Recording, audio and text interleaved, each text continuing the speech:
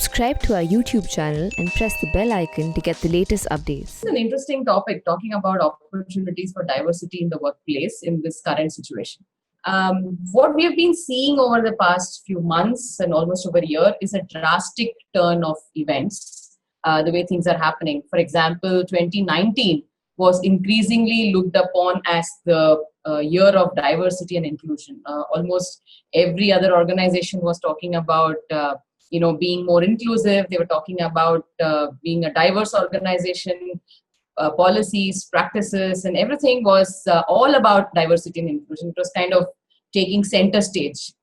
But right now, when the pandemic struck and when people have suddenly started changing the way they work, and now when we're trying to get back and readjust ourselves and get back to the new normal, some organizations are wondering whether diversity and inclusion needs to take a backseat. Now, that's what we're going to explore as what we see as opportunities. What I request the participants to do is, as I speak, if you have any questions, please start putting them in the Q&A box. I will definitely be looking at them as well, and I will try to address those questions in the talk itself.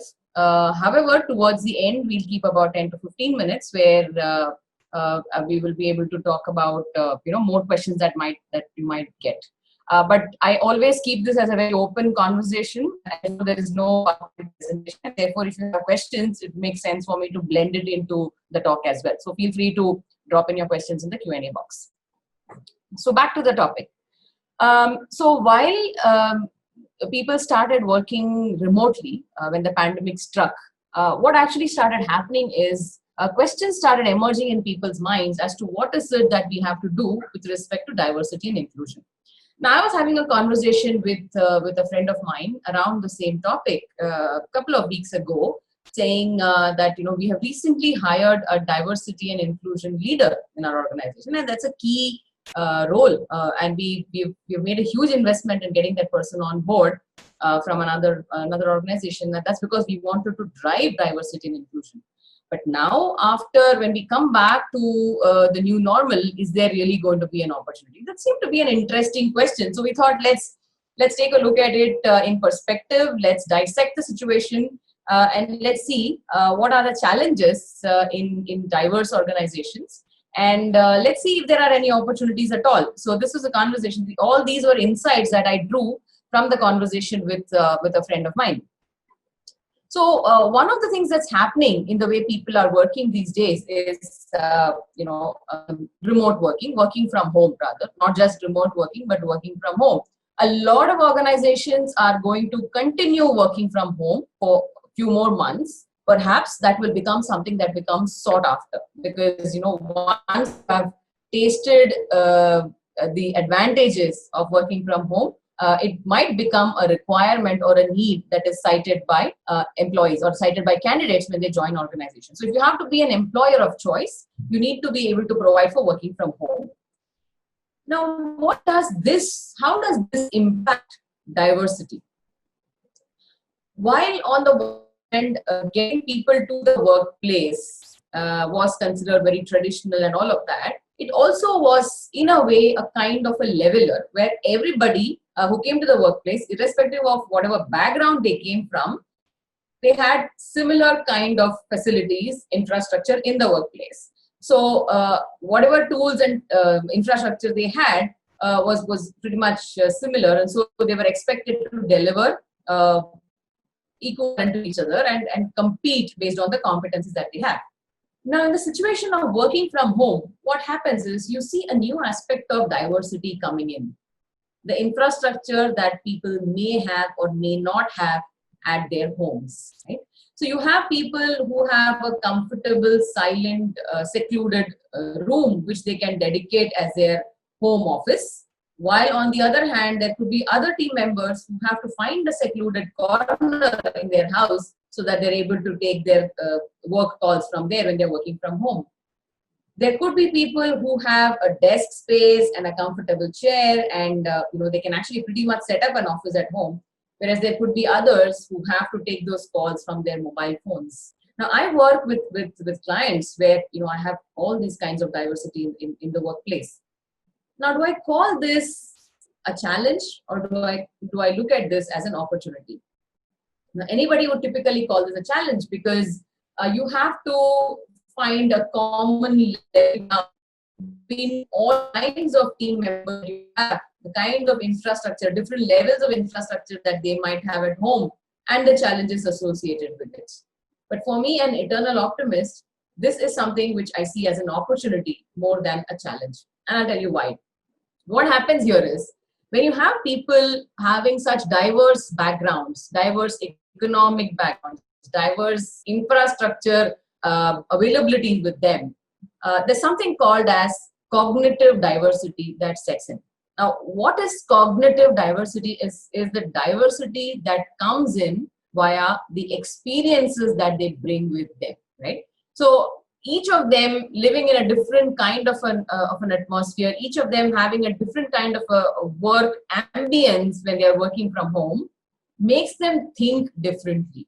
So the experience that they have at their home offices right now brings in a huge amount of cognitive diversity in the team. So when a team is comprised of people coming from so much differences at their homes, the team is actually equipped with a lot of cognitive diversity, that is diversity that comes from different kinds of experiences. So when it comes to problem solving, probably one could look at cognitive diversity as a huge advantage, where people are able to bring in different experiences to the table, which could probably lead to solving. So an opportunity for diversity here, which we did not think about last year, is cognitive diversity. And I think it makes huge sense for us to leverage on that. Now, apart from the cognitive diversity, what else happens? Now, earlier, how work used to be delegated. I'm just going back and now this was again the conversation with my friend, and we were actually thinking how work used to get delegated in the past. Like let's say, like last year. So we had managers who had their teams, their task forces sitting in one floor, in one bay. And there could be a few team members who were located in another city or another office. But typically, as far as possible, when there was one project, the project team members used to sit together as a task force. So what was happening is when work was delegated, it was easy to delegate to the person who is sitting right in front of you. Okay? And a person who is sitting in another city or another office was not the first obvious choice for delegation of work. This is a very common human behavior, unless, of course, those skills are very specific to those tasks. Apart from that, when it comes to facing the moods of the manager, whether it is good or bad, the person sitting right in front of the manager seemed to have an undue advantage or a disadvantage, as the case may be. But the person who is sitting in, people sitting in another office or another city kind of had an escape or a respite from facing the moods of the manager. Now what's happening? Whether a team member is based out of the USA or whether a team member is living next doors in the next building, everybody is connecting only through technology, through a technological platform, and sharing work, sharing their deliverables, having their meetings only through the technological platforms. So whether you are sitting on another part of the world or you're sitting right here next doors, it doesn't really matter. Everybody seems to be equal. So when it comes to delegation of work, there is no possibility that one will be able to delegate to someone sitting in front of you. So what is happening is there is a lot of inclusivity that's happening within teams. And this is happening pretty much by default. Everyone has become kind of equal when it comes to distance with the manager. So the team members' distance with the manager is what we call as power distance, right? So power distance, whether it is geographical or whether it is emotional, right now, the geographical distance really doesn't matter. And when it comes to the power distance, it's only the emotional aspect that really plays a role. Now, when the power distance is very, very less or very insignificant or hardly visible, it just doesn't matter whether you're working remotely or you're working under the nose of the manager. When the power distance is very less, everyone is open and free to speak his mind, give his or her point of view, and have an opinion and voice the opinion. So in the current situation, inclusive behavior could become prevalent, provided certain conditions are satisfied to encourage that inclusive behavior. So this is something which I see as an opportunity. So as we were having this conversation, my friend was pretty much intrigued, saying that while the organization is talking about putting diversity at the back burner for a while, it's amazing to see that there are so many opportunities for diversity in the workplace in the new normal. So while we carried this discussion forward, we thought it makes sense for us to figure out how is it that we encourage inclusivity. We said, right, inclusivity is possible, but we need to encourage, we need to prod, we coach managers to demonstrate that inclusive behavior. That's the role of HR, that's the role of coaches. So anyone who's a manager, who's a coach, needs to play that role to train others to play an inclusive role. Now, how do we do that? If you want to increase inclusivity, you have to keep telling your team members that there is no difference between anyone who's sitting right in front of you or sitting far away. And when you're delegating work, do it with equity. And when you're letting people speak in those forums, in those meetings that are happening virtually, it's your role as a manager to ensure that you're able to make everyone speak. So there is no one who is less heard or who's most heard. You cannot have somebody who's absolutely silent, or you cannot have someone who's absolutely vocal either. So it becomes the role of the person who's running the meeting to actually ensure that he hears every voice. Not just that. Now, because most of these meetings get recorded, there is a feature that you can record those meetings and not necessarily only left to scribing them. What happens is someone who is extremely silent, who's not voicing his or her view, or someone who's extremely vocal, all of these get noticed and they are recorded. So there is also a kind of a push on participants to be participative and be noticed. So what's happening is a lot of viewpoints actually come to the table during those discussions. Okay, while we are talking on this, we have a question from Arjun, and Arjun is asking, with remote working catching on, do you feel teams would become global now, even for small companies? How do the diversity goals change with this trend? Appropriate question at this juncture, Arjun.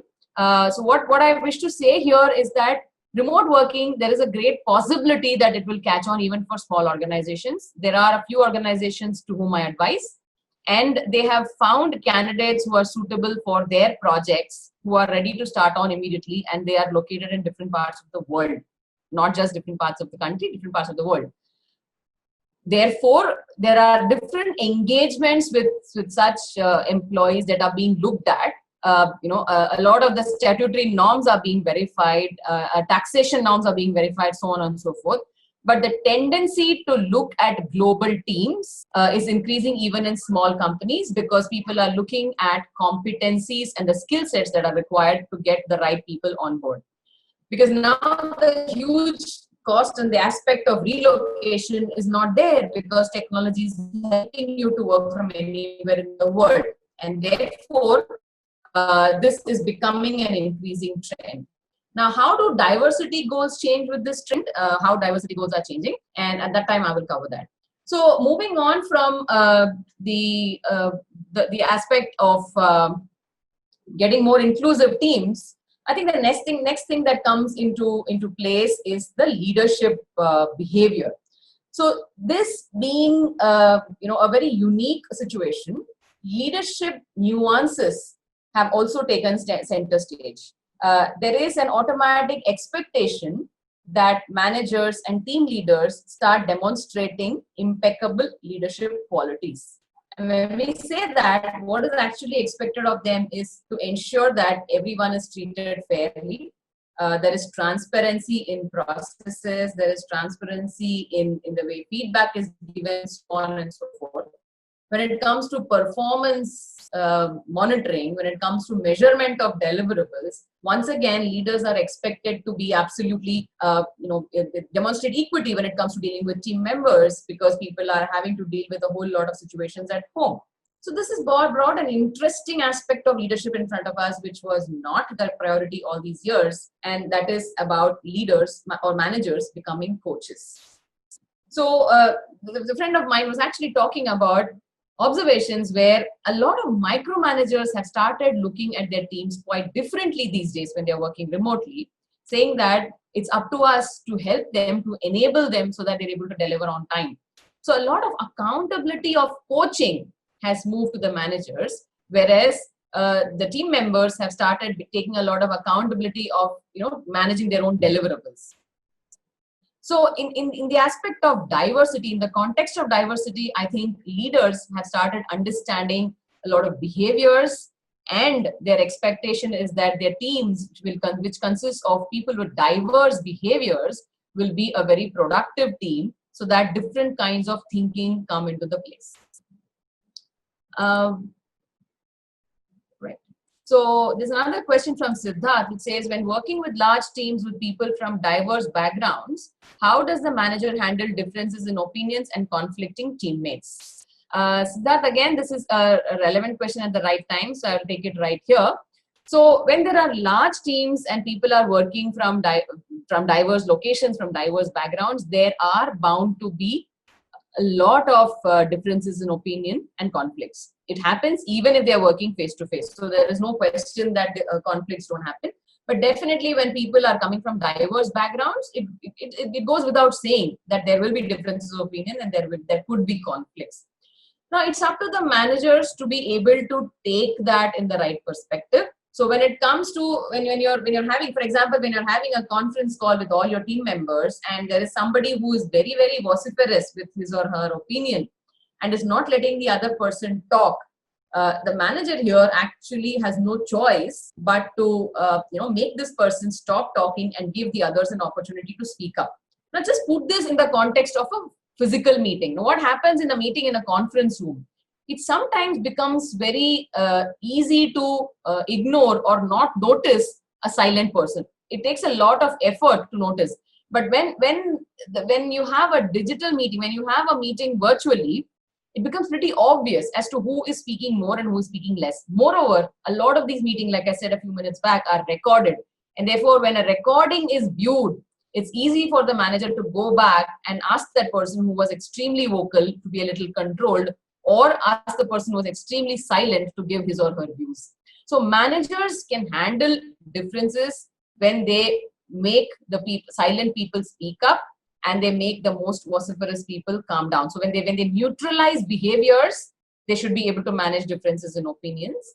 And when they're conflicting teammates, it actually gives a manager an opportunity to take a look at the video, understand the body language if people keep the videos on, understand body language, even sense the pulse of conflicts. The conflicts may not be evident, may not be out in the open, but they may be able to notice that in the body language and the way they speak, and then start having those one-on-one conversations with each of them so that they're able to resolve those conflicts. So I think managers by default in this current situation, because they have diverse teams working from diverse situations from across anywhere in the world, I think they have by default, they will have to start playing the role of the coaches so that they can manage conflicting teammates.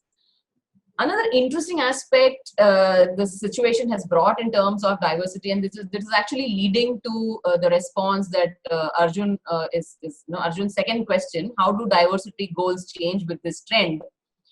What's happening now is a lot of people who have started working from home. So job descriptions have also started accommodating a lot of work from home, because people have realized it is doable. So let's go ahead and do it. Let's create those job descriptions where people can work from home. This is not something which cannot be done. So there's a lot of faith that deliverables can happen even if people work from home. So with this, as job descriptions are getting rewritten to enable people work from home, what is actually happening is there's a whole bunch of a category of people who used to find it difficult to commute to the workplace for several reasons. All of them are becoming employable, right? That could probably bring in a lot more gender diversity, because statistics have shown that women tend to take a step back when it comes to dealing with domestic and professional responsibilities. They tend towards domestic responsibilities. But now when the situation allows you to work from home, it's possibly something where women may gain employable opportunities at the workplace. They can work from home, they can work flexibly, so on and so forth. Which could be a reason which might trigger a better balance in the gender diversity.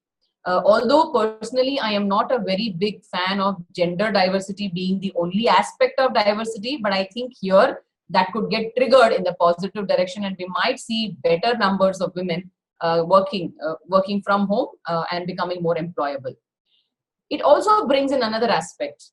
There could be a bunch of physically challenged people who are not employable for a simple fact that they find it very difficult to commute to the workplace, especially in a country like ours, where we are still not yet ready for people with special requirements. Commuting and strive, we are not yet ready. So here, when there is a possibility to work from home, when organizations are embracing work from home, there could be a trend where people with disabilities and people with specially able people can get work opportunities. Now, diversity goals can change for the better in this direction. Improved gender diversity and improved diversity with respect to differentially abled at the workplace. Now, Arjun, that was your second question, and I'm already noticing some of the organizations and from friends from the fraternity. I'm noticing some of the organizations actually redrawing their diversity goals because they know that there is talent. They know that there are skill sets that are required. They know that there are competencies for people. But the only challenge is they cannot travel, or they cannot relocate, or they cannot commute to their offices. But now, with organizations actually welcoming and embracing and encouraging work from home, I think the diversity goals can pretty much change in that direction for the better. Now, with all this in place, as my friend and I were actually dissecting the situation, we were still looking at what is it that could happen to the diversity champions in organizations. How are they going to deal with this situation? So diversity champions were people who were hired with very specific goals of improving diversity in the organization. When it was last year, when diversity was running as a key theme. But typically speaking, a lot of diversity champions consider diversity to either include gender diversity or linguistic diversity, so on and so forth. But now I think the aspect of looking into behaviors could also become an important aspect. People could start looking at, like I said, cognitive diversity that could surface as a big topic in itself. Cognitive diversity is something that could surface as something which people will want to study more, research more, because when it comes to problem solving, like I said, cognitive diversity probably plays a key role because different experiences will lead to solutions to problems. And why problem solving now in this context is important is that right now, it did go through a downturn. Some businesses started picking up. Some businesses are, now it's kind of everybody's at different stages. So there are some businesses which are right in the focus. For example, sanitization, that business is kind of right in the focus. It's in the limelight. So there are different challenges that are coming. I know of an organization where I advise, where they are mainly in the business of facilities management and in the cleaning business. And they are in the prime focus suddenly. So when they are in the prime focus, there is a huge requirement of their manpower, and their whole organization is buzzing with activity. Now, when it comes to that, they face unique challenges. Now they are finding a manpower crunch. While not so recent in the past, they were an organization which was considered secondary and just a cleaning services organization. Now they are finding to have a manpower crunch because all organizations right across the country are wanting them to provide their services. Now, with that comes a lot of challenges. Now, when they're having to supply so much of manpower, they need to take care of compliance. They need to take care of all the, background verification, so on and so forth. So much more because this is a cleaning services company, and all the more for security reasons of their clients, they need to do all of that. With this, they're actually encountering a few problems related to compliance and security verifications, etc. Now, when they go with the traditional thinking of everybody thinking along the same lines, they may not find it very easy to get quick solutions. But when they have diversity in their behaviors, when they have cognitive diversity in their experiences, they're able to come back with more realistic on the ground solutions. So one of the challenges they had is, how do we get people from rural areas, semi-rural areas, because they will be ready to join immediately. They speak the local language, and they will be you can train them easily in the local language, and so on and so forth. So right now, a lot of their their hometown and their work there. So they have got a completely decentralized hiring department wherein they're able to get people. Now, this idea actually came from someone who is working from his village, and he said, I am sitting here, and although I've never done recruitment, I can jump in and start doing hiring so that we're able to get more business in this area. A supervisor, okay, a cleaning supervisor is able to take up a decision about business development for his organization. Now, this is coming with his experience of being in his hometown. Now, this is what is meant by advantage due to cognitive diversity. Now, we have a couple of questions, and let me take a look at them. There's somebody who doesn't want to give his name, but what are some of the new challenges that have emerged due to work from home? What are your recommendations to overcome? Work from home is something which all of us started doing without giving it much thought. Right? So initially there was a euphoria, and we were all extremely happy, saying, I've always wanted to work from home, and now I have an opportunity, and let me do it to the fullest extent. So because of that, a lot of challenges have emerged. Most of us are unable to draw the line of where the boundary of the office stops and where the boundary of the home starts. Office time creeps into home time creeps into office time, so on and so forth. So what's actually happening is that a lot of people are reaching burnout. I know of many friends who are awake round the clock, who are probably working round the clock and are taking random times to sleep and to rest or to even take a shower. There are these strange situations that happen. Now, these are typical challenges. Now, there are other challenges in terms of how do you handle your work as well as your home at the same time. I'm not talking typically about a work-life balance. Again, I'm not a big fan of that jargon itself. But when you have to focus on work, you also find that because you are working from home, you have to do a lot of work at home as well. So how do you prioritize? Now that's becoming a challenge. Earlier, prioritization was easy because the time you leave the front door of your house, you're not going to look at what is required at home till you're back. But now, when things are happening in front of you, your mind is constantly learning to prioritize. How do you take this ahead? That's a challenge. Another challenge right now is the situation itself, where it's too stressful to manage things at home. So all this could add to difficulties in the work deliverables. Now, my recommendations to overcome are very straightforward.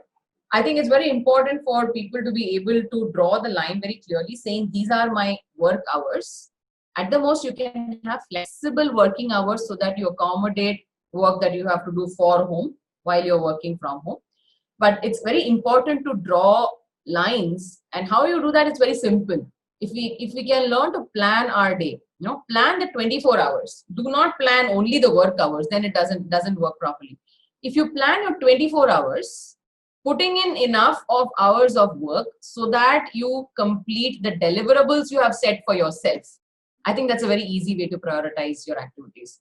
Rather than saying, I will put in 8 hours of work for the workplace and the rest of it is my family time. That never happens. So the best way is identify what are the things that you wish to do today. What are your deliverables for the day? And distribute that in a way in your 24-hour clock so that you're able to accommodate things that you're required to do at home or focus at home. Okay?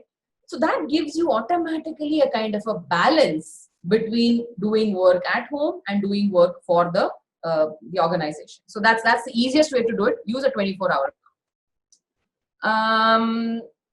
We have another question which says, what are the right ways to sensitize a male-dominated workforce at an organization, especially when nothing seems to change the traditional mindset? For example, pretty women are considered fitter for client-facing roles. That's a very interesting question. Okay. So traditional mindset is something that we have to constantly challenge. That's the best way to drive a change. So it's not about pretty faces that are required for client facing roles. So somewhere behaviors have to be looked at. What is it that is an expectation of a client? Now, understanding the expectations of client, if that is given priority, I think the mindset change gets driven properly. So if you start looking at how self-managed teams work, okay, you might find that is slightly unrelated, but I'll show you where the relation is. When teams are self-managed, okay, you tell them that this is what is the big picture, this is where we are heading, and you are a team and you're facing this client as a team. So organize yourselves in whichever way you think is best. And if you let the teams manage themselves the way they face the clients, I think no team will want to fail. So when the team doesn't want to fail, they will put the right person in front of the client. So whether it is male dominated workforce or whatsoever, client facing becomes something of prime importance where the team will not wish to fail. So they will start putting people who are competent to face the client. Now, in that bargain, if a pretty face is something which is the competency for that moment, might as well do it. But that would not go as the only solution. So competencies will get focused on a lot more, because it doesn't really matter when you're working remotely or when you're working virtually. It doesn't really matter whether you have a pretty face or not. You can always keep your video off. So competencies will matter. And that's something which will start changing the mindset. People will start looking at the bigger picture. What is it that the client needs, and how are we aligning to what are the needs of the client? And accordingly, roles will start getting created. Jaidevi's question is, how about age diversity and how it can be handled?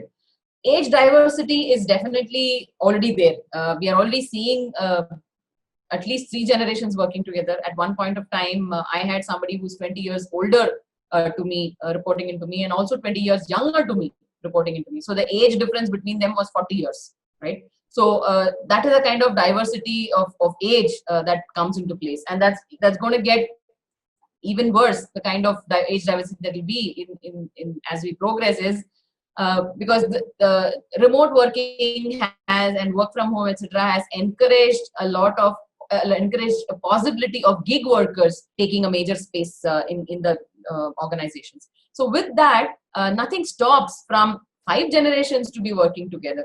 So when you have people of different generations working together, from me, the simplest way to deal with age diversity is to not look at the diversity itself. Okay? Look at all of them as adults. Treat everyone as adults, whether it is a 22-year-old fresher graduate, or whether it is a 60-year-old who is on the verge of retirement, or someone who's beyond 60 who has come in as a gig worker. Treat everyone as an adult. So when I say treat everyone as an adult, it simply means that do not assume that you have to give instructions to the 22-year-old. Okay? And do not assume that the 62-year-old will have all the answers to all the problems. That assumption is what that creates the conflict and the rift between different ages, different generations. But if you treat the whole team as a team of responsible adults, and you put the problem in front of the team, on their own, each generation will come up with their own area of expertise. I did that as an experiment, and it worked beautifully. When there was a problem which required experience as well as new age technology as a skill, whenever experience was required to be in the forefront, my 62-year-old team member would come forth and give all the knowledge around the experience that he has. Whenever it would require a technology-based solution, my 22-year-old team member would come and take center stage. So as long as I'm giving the team as a manager the big picture, okay, and not differentiating anything on my own based on the different ages of people, treating everybody as adults, I think that is the simplest answer to handle age diversity. The problem comes only when we assume that millennials need to be told what is to be done. We assume that millennials are looking for instant gratification. But the fact is, all of us like instant gratification. There is nobody who says who's going to be unhappy with the gratification. So, right? So instead of labeling these behaviors for generations, I think the simplest is treat every individual as an adult, and automatically people will leverage their own strengths. and invariably it will be this strength that this generation brings along with it, and that's the best way to handle it. Yeah. Jai Devi has another question.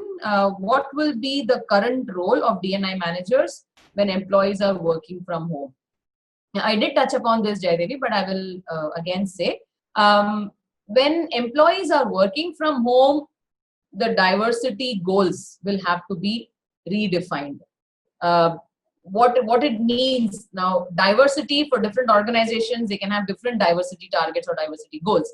So when people are working from home, if they had a certain, let's say they had a gender diversity target of, let's say 30% of women in leadership, right? If that was their gender diversity target, now with people working from home, it might become increasingly possible for them to hire more women leaders.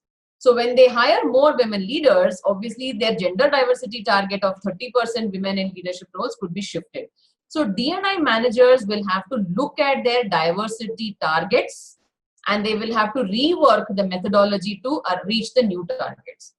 When it comes to inclusion is also a behavior, right? So DNI managers will have to work a lot on trying to figure out how they are going to bring about inclusivity when people work from home. As simple as what are the kind of coaching they will have to give to managers so that they demonstrate a behavior of inclusivity with their team members. Now, inclusivity is treating everybody as equals and respecting each other's strengths and weaknesses and bringing everyone's strengths to the table. That's what inclusivity all about. And DNI managers will have to rethink their strategy for diversity, and they'll have to rethink their strategy for developing inclusive behavior within their organization.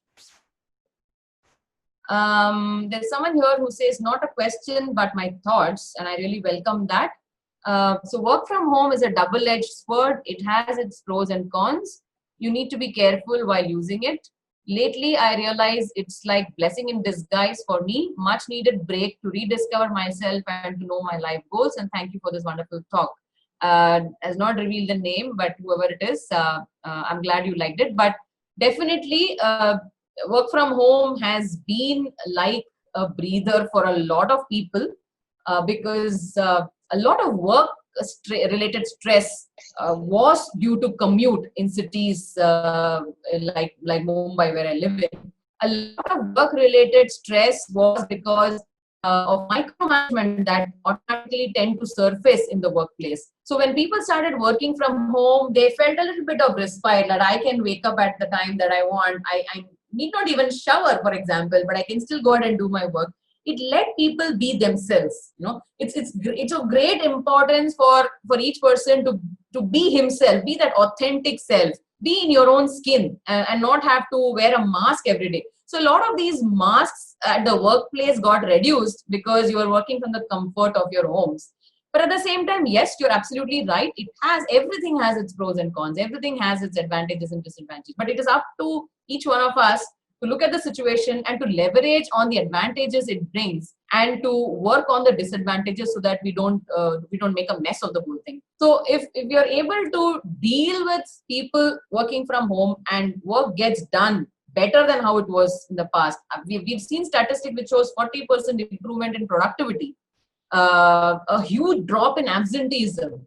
Because if I'm slightly feeling under the weather, I can still work from home when I have the opportunity. Why would I want to take a leave, right? So absenteeism is coming down big time, and productivity is increasing. So with all of that, and with stress levels also coming down for people who were stressed due to commute and due to some situations in the workplace, I think it's a huge advantage, and those should be leveraged.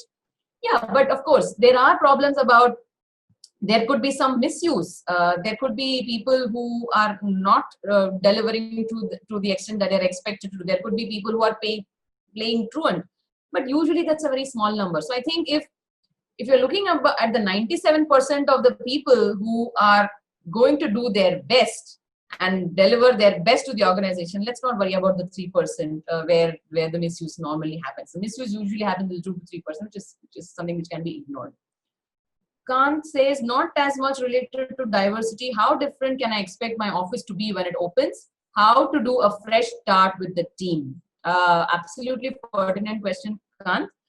We do not know when this is going to happen in which city at what time, but definitely there is something here which is something to look up to, is that the situation is not likely to become absolutely normal. It's still we're going to learn to live with it. So when we have to live with it, we will learn to deal with it as well. So when you go back to your office, a lot of organizations are certifying themselves as 6 feet organizations. The organizations who have opened up partially are also calling themselves as 6 feet organizations.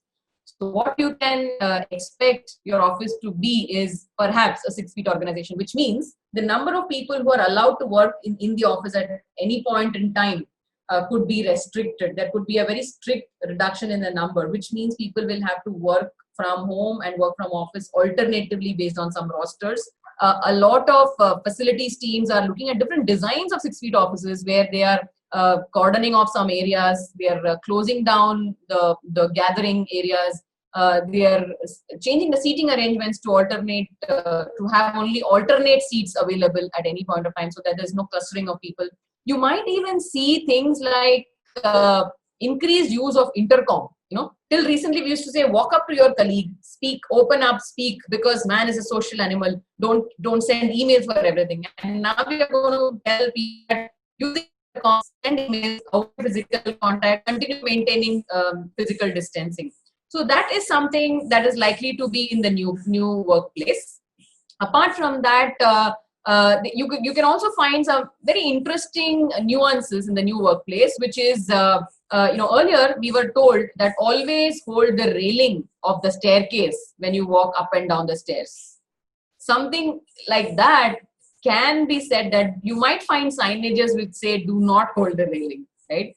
Falling down and getting injured may be somewhat better than getting affected by a virus which can spread by contact, right? So there could be, that was on the lighter side, but there could be all such changes.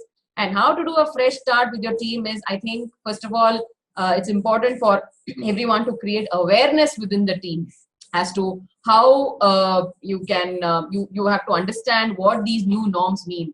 For example, if your organization has decided to be a 6 feet organization, it's important to set expectations with everyone in your team as to what is a 6 feet organization and how do you abide by it. And I think not demonstrating any kind of urgency in getting back to whatever we used to do earlier, and being very, very careful about how to deal with the new norms. And that's the most important thing, to have a fresh start with the team. Okay, so that was Manjeet, your thoughts. Yeah, thanks, Manjeet. Shruti has a question. As a lead D&I currently, when manpower rationalization is carried on, the whole gender diversity and related agenda tends to go for a toss. We may not even have a say to this decision of senior management. Any guidance for us on how do we recollect or reconstruct?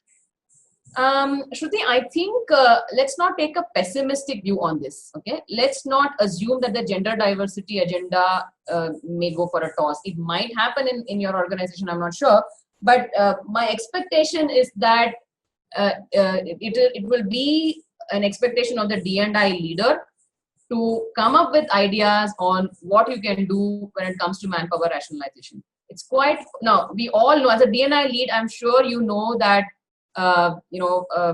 there were statistics of gender pay gap, right? We've seen loads of data where reports of gender pay gap. And I think when it comes to manpower rationalization, if the gender pay gap that exists in your organization can be leveraged in a situation like this, where you can have somebody who's actually paid less, but with the same level of competency and can work from home, leverage on that gender pay gap now and improve the gender diversity. Earlier, gender pay gap was a matter of concern, but if you can use gender pay gap now so that you're showing a cost advantage to your organization by employing women and they can work from home, why don't you leverage on that? So I think that's one way. I mean, this is just an example.